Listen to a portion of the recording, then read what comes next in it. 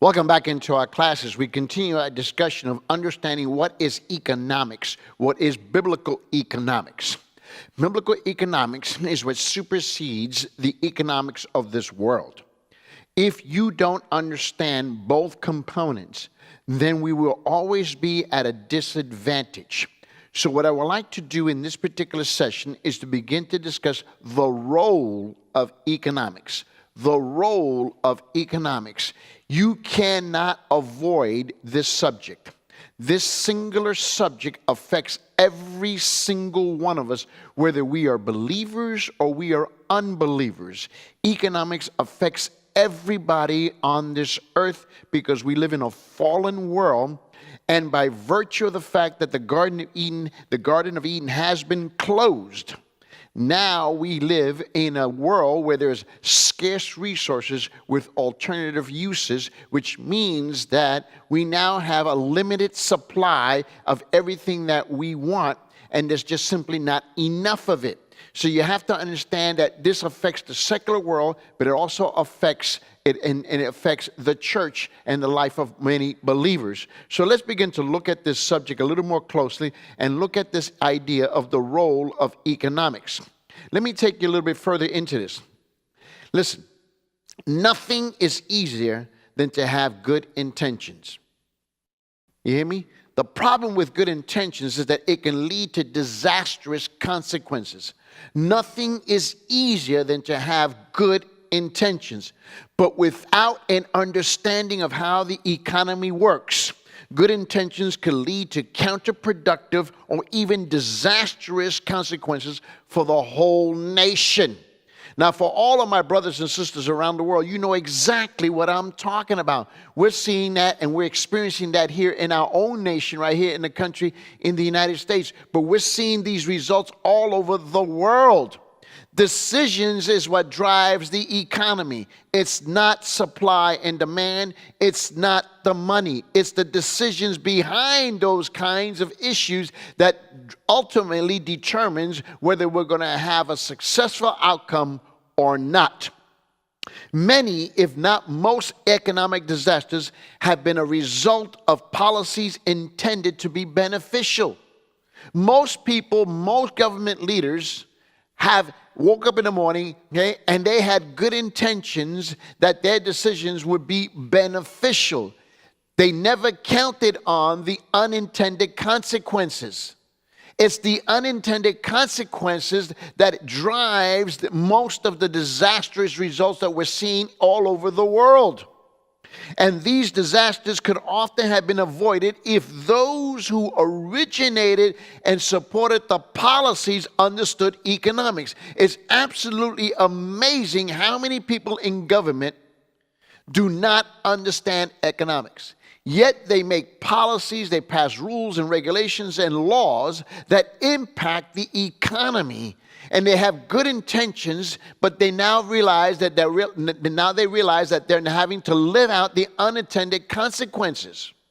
We see this all over the world. People make decisions that impact the economy because they have no clue, they have no idea of how the economy actually works. Even worse, in the life of the church, we don't even understand how the economy works. And so as a result, we find ourselves at the bottom of the tier. We're way at the bottom of understanding how this works. And so we suffer continuously. Now, while there are controversies, okay, in economics, as there are in science, this does not mean that the basic principles of economics are just a matter of opinion. We're not discussing opinion here. Any more than basic principles of chemistry or physics are just a matter of opinion. This is one of the greatest difficulties when we're dealing with the subject of biblical economics or economics, period. Whether you're talking about from biblical terms or you're talking about from secular terms, is that everybody looks at the subject, well, that's your opinion. No. Science, okay, and everything else, yes, has its opinions. However, we're not speaking about opinions. We now have a proven track record all over the world to discuss this topic with some semblance of intelligence. Einstein, if you remember, analysis of physics, for example, was not just Einstein's opinion. as the world discovered at Hiroshima during World War II and in Nagasaki during World War II, economic reactions may not be as spectacular or as tragic as a given day, but the worldwide depression of the 1930s plunged millions of people into poverty. We saw that in the 1930s, millions and millions and millions of people were plunged into poverty overnight. As recent as 2008 in the United States of America, when the economy went south, when things went bad, and the housing market and the banking market, the financial markets, they just blew up. And we literally saw millions of people right here in the United States who had homes. One day they were living in their homes, and soon thereafter they found themselves living in vehicles, in cars, and they were no longer living in homes. And they were no longer living in their houses, in their homes. They found themselves as the homeless. And there were millions of these people who had jobs. They were middle-class citizens. They were in the upper class, lower class. It didn't matter what class level they found themselves in. But many of them found themselves now in the streets. They no longer had a home. They no longer had a house. This is in 2008. It took us approximately 7 years, basically, for all intents and purposes, to begin to recover and come back to where we are. This happened in the 1930s. Again, in 2008, we saw this, and then it impacted the countries around the world. Even in the richest countries, we see this issue. Producing malnutrition in countries with surplus food. And yet, there was food available, probably causing more deaths around the world than those in Hiroshima and Nagasaki. Can you remember that in World War II? We had these 2 atomic bombs that dropped on Hiroshima, Japan, and Nagasaki, and it just killed untold numbers of people. And yet, hunger kills more people than that around the world in countries that have a surplus food, because decisions have been made that impact the economic supply of goods and service and productions. Conversely, let's think about this. Let's think about it in these terms. When India and China, historically 2 of the poorest nations on earth, can you imagine this? If you took the population of India and you took the population of China, it's at least minimum, absolute minimum, 2 billion people. There's only 7 billion people on the earth. Just 2 countries alone. Just think about that. 2 countries alone with over 2 billion people combined, 2.5, 2.8 billion people combined, historically have been the poorest nations on the entire earth with the largest populations. However, but in the late 20th century, they made some fundamental changes in economic policies. See, it was the decisions that drove the decision that is driving the economy. They made fundamental decisions that drove their economy. Okay?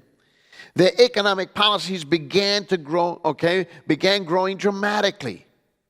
That's what began happening. See, their economies began to explode in India, began to explode in China, because they made decisions to make a radical change from what they were doing.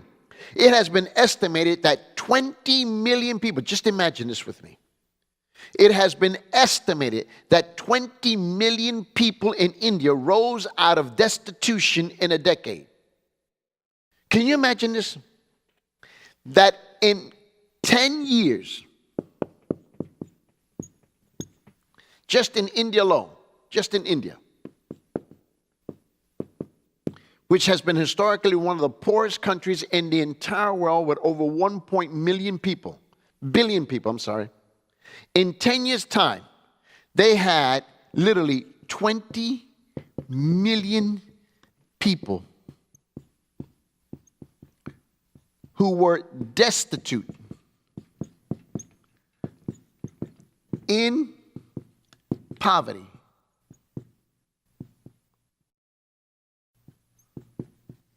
and they rose out of poverty in 10 years. In 10 years' time, by the decisions that they made to change radically how the economy worked. The power behind every single economy is the decisions that are made. It's true in your personal life and the life of the believers in your church. It's true in the life of your church as well.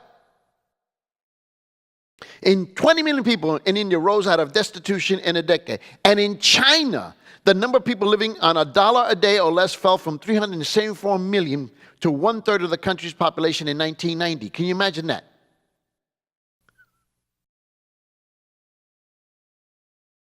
Can you imagine that?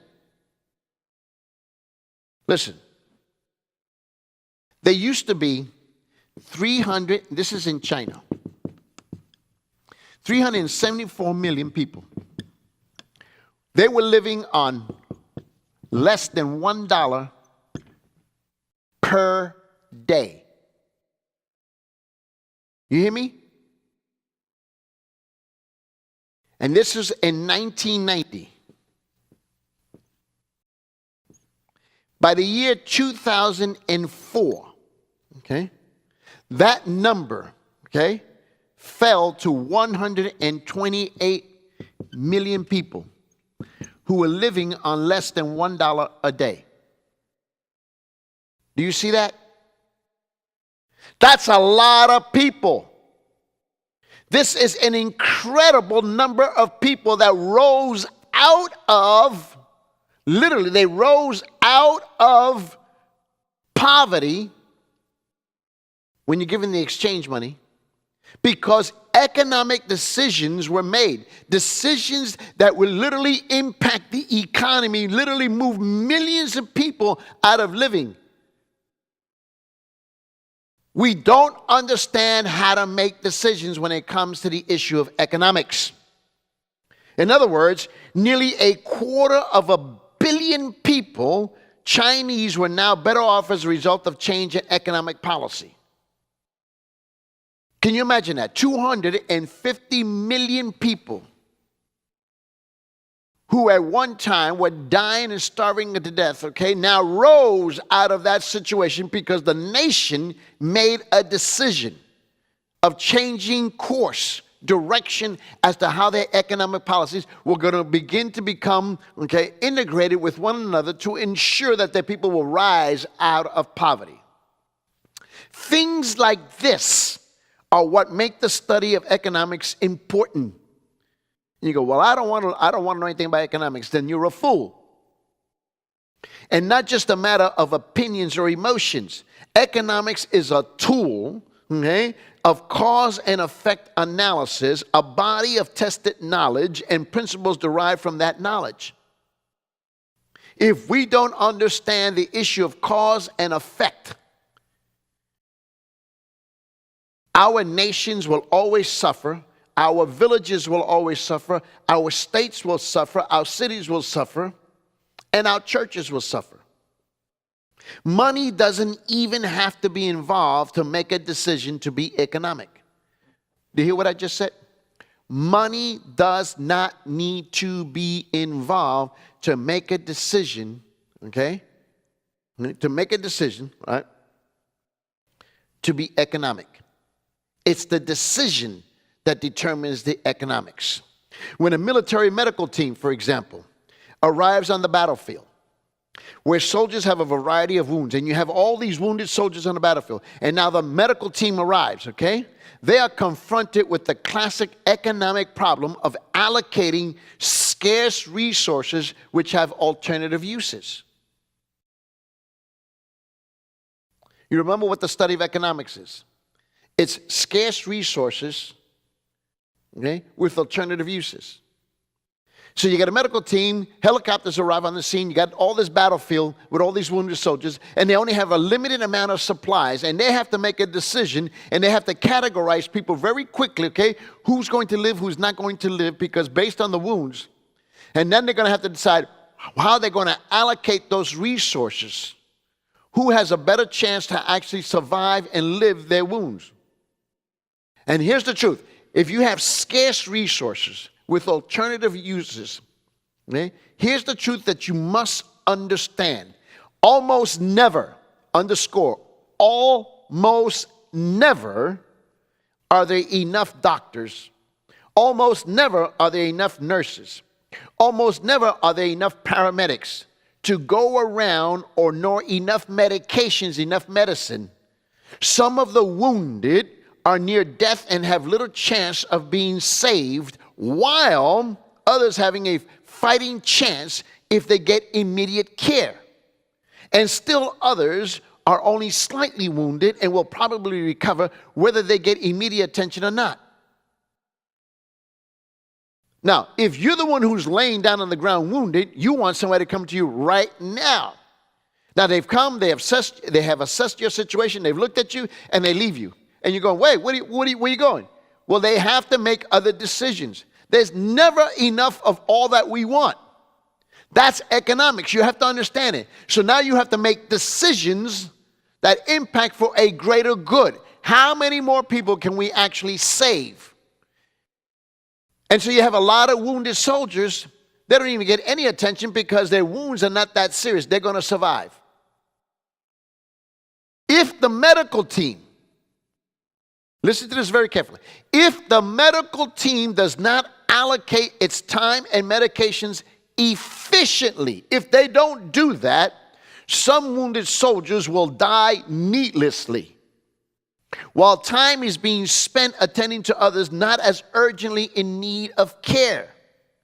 That's the reason why when you go to emergency room and you're sitting there for hours and you're waiting and you're waiting and you're waiting because you're really not an emergency. Now, to you it's an emergency. Of course it is to you. But when they look in the scheme of all the other patients that they're attending to, you can wait.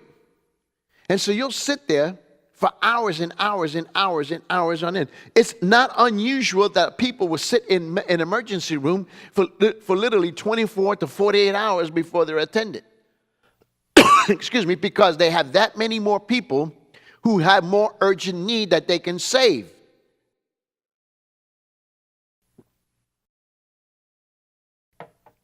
You see, you have to understand, it is an economic problem, though not a dime changes hands. This is an economic problem. They're on the battlefield, they're in the emergency room, and not one dime, not $1 is exchanging, but it's economics. It's the decisions that they have to make that impacts the scarce resources with alternative uses. And this is probably the hardest concept for me to communicate with people, for them to understand. That's just the reality. And this impacts every single church that I personally know of. Most of us hate even to think of having to make such choices. None of us want to be placed in that kind of a situation. Indeed, as we have already seen, some middle-class Americans are distressed at having to make much milder choices and trade-offs. But life does not ask us what we want. It presents us with options. Life never asks you what you want. Life just simply presents you with options, and you now have to make the decisions. What am I going to do with the options that are in front of me? Economics is one of the ways of trying to make the most of all the options that are available to us. Are you understanding the problem here? So if your people are having to confront this in your village, in your mountain village, in the jungle, in the desert, okay, out in the bush, in the city, it doesn't matter where you are. All of your people are having to make these kinds of decisions on a daily basis. Your ruling council, your city council, your mayor, your governors, your prime ministers, your presidents, your kings, your rulers, your princesses, your lords, whoever they are. Everybody's having to make these kinds of decisions. And what is even more frightening is that many of them have no clue, no information as to how economics really works, number one. And number two, they have no clue how the decisions that they make impacts the economic decisions on the lives of the people whom they're attempting to serve. They have no clue. None. Your people do the same thing in the life of the church. They all do the same thing. So you get church members who make the following kinds of... Let me help you with this. There's scarce resources with alternative uses, right? Everything on this earth is scarce. There's never enough of it. When you consider there's 7 billion people plus I think it is now about 7.5 billion, would it be? 7.5 billion people on earth. That's an astronomical number of people. Just think about this for a moment. And we all want more than there is available. So you're always going to have to confront that reality. Scarce resources with alternative uses. Now let's just kind of reduce this whole conversation now down to the local church. Let's reduce this down to where you are. So you got 100 people sitting in front of you in the church. Okay? Now they have to live by, if they're believers, if they're supposed to live by the word of God. And God says, do this, do that, do this. And your church member chooses to do something else. A decision has been made that's going to impact their economic situation, which is going to impact your economic situation, which is going to impact the life of the church. You understand me? So just kind of follow this with me. I'm going to attempt to kind of reduce this even further down. Okay. Let's go back where we were looking at the other day in the book of Genesis. Now in the book of Genesis in chapter 8, let's look at this. In Genesis chapter 8, we were reading this scripture, remember that? And I wanted to draw your attention. There is a divine law that cannot be violated. It affects believers and unbelievers all alike. And God made this statement. He said this in Genesis chapter 8, verse 22. While the earth remains, seed time and harvest, and cold and heat, and summer and winter, and day and night shall not cease. So he says that while the earth remains, we're going to have seed time and harvest. So that means that whatever seed you have, you plant it, it's going to grow, is going to produce the harvest. As long as the earth remains, the earth is still here. And just to make sure that we understand it, he says to us, he says, cold and heat. We all experience cold and heat. You don't control the cold, you don't control the heat. We have summer and winter. You can't stop the summer from coming, you can't stop the winter from coming. We have day and night. You cannot stop the day from coming or the night from coming. He says, it shall not cease. As long as we have this thing called the earth here, then a divine law is in effect, seed time and harvest. So let's just take this a little bit further. Okay? Let's just take this just a little bit further so that we understand what we're talking about. So now, if we were to remember all the decisions that we make. Okay? And let me see if I can do this in the next few minutes. So now, seed time and harvest. Now, let me take you to one more scripture. Go to the book of Galatians. Go to Galatians with me. In the New Testament. Let's go to the book of Galatians. And go over there to Galatians chapter 6. And let me see if I find it here. Verse 7. He says, do not be deceived. God is not mocked. For whatever man sows, this he will also reap. He says, do not be deceived. Right? This is an agricultural principle applied metaphorically, okay, to the moral and the spiritual realm, okay, and it's a universal truth. You need to understand this. So he says, do not be deceived. God is not mocked. For whatever man sows, this he would also reap. So remember, he said, while the earth remains, seed time and harvest, okay? So now, if you plant one kernel of corn, okay, one kernel of corn, The average singular kernel of corn produces 600 kernels of corn. So we go from one kernel of corn. You plant that, right? It's seed, right? It's planted, okay? And then you're going to have a harvest, right? There's a return, okay? Now that one seed becomes 600 seeds. So you have to understand that. Now, this is how this works. So if you got one seed, it becomes 600 seeds.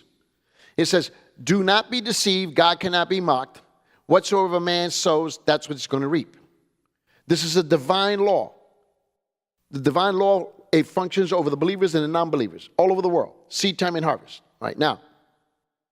So if you understand that, three principles are true always. There's always going to be three principles that are true about this, okay? Number one, okay?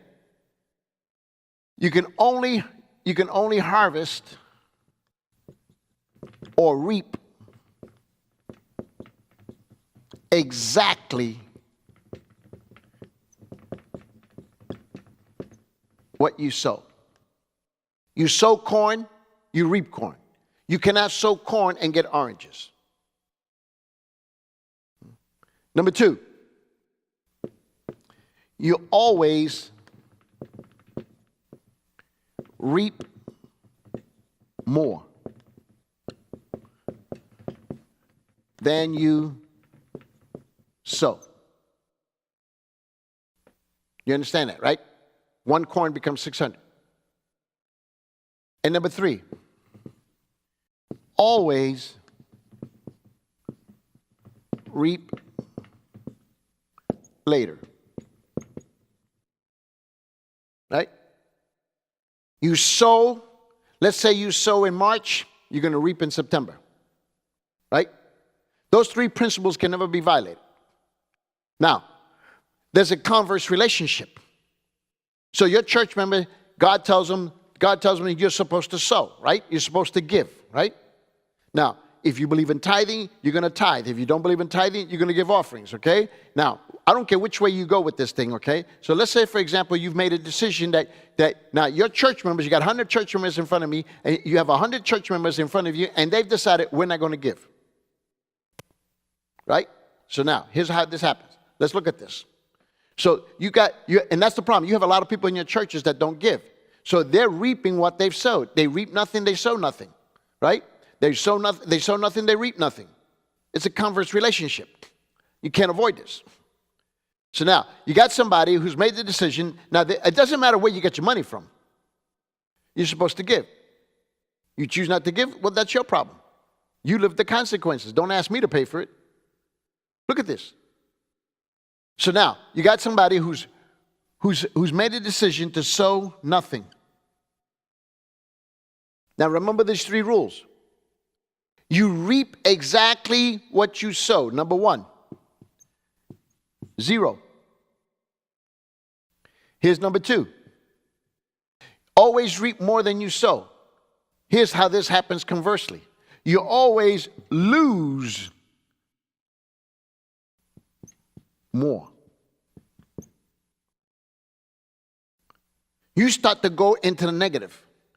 And 3, when you least expect it, okay, later on, you continue your losses.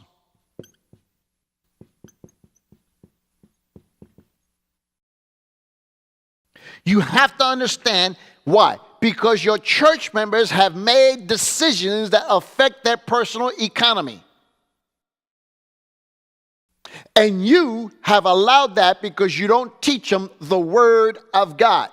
You've made a decision, they've made a decision, and you don't understand the unintended consequences of the decisions that you made on the economy, okay, of their personal church members, your personal economy, as well as the economics that impacts the life of your church.